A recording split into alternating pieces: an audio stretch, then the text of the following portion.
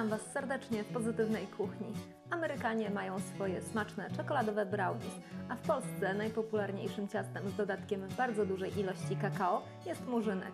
Odrobinę kapryśny, bo czasem lubi wyjść w nim za kalec, ale jakże smaczny. Ja najbardziej lubię murzynka z dodatkiem odrobiny jogurtu. Dzięki temu po upieczeniu jest dość wilgotny. Lubię też dodać do niego troszeczkę zmielonych migdałów albo orzechów.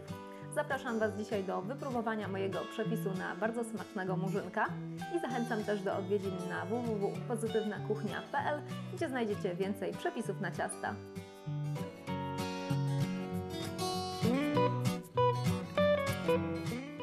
Zaczynam od utarcia bardzo miękkiego masła na puszysty krem. Najpierw ucieram samo masło, potem dodaję cukier i ucieram wszystko na gładko. Jajka rozkłócam widelcem albo trzepaczką. Opcjonalnie można dodać do nich ekstrakt waniliowy.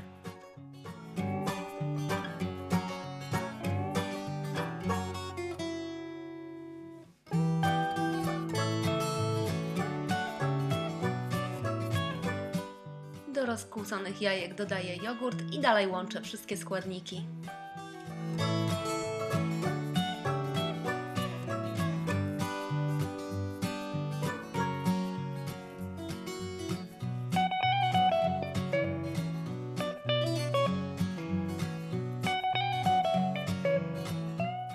Masę jajeczną wlewam do maślanego kremu i mieszam.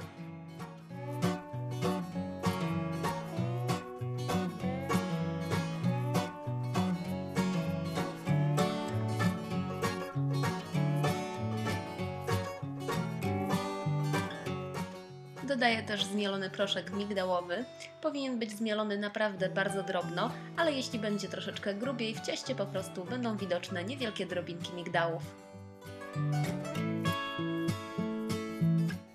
Na koniec do masy dosypuję kakao i przesiewam przez sito mąkę. Razem z mąką przez sito przesiewam też proszek do pieczenia.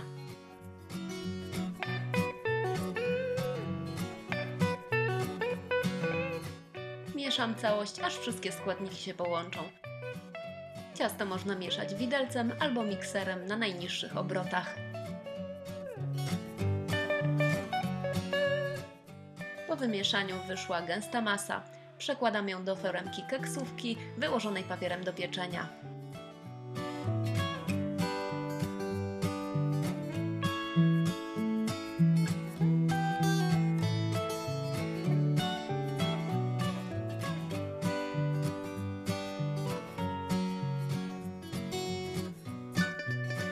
Wstawiam ciasto do piekarnika nagrzanego do 160 stopni Celsjusza i piekę przez 1 godzinę i 10 minut.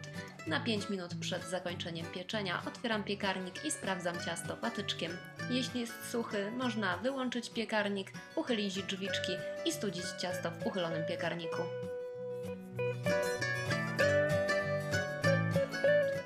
Życzę Wam udanych wypieków murzynka i zapraszam po więcej przepisów na pozytywnakuchnia.pl.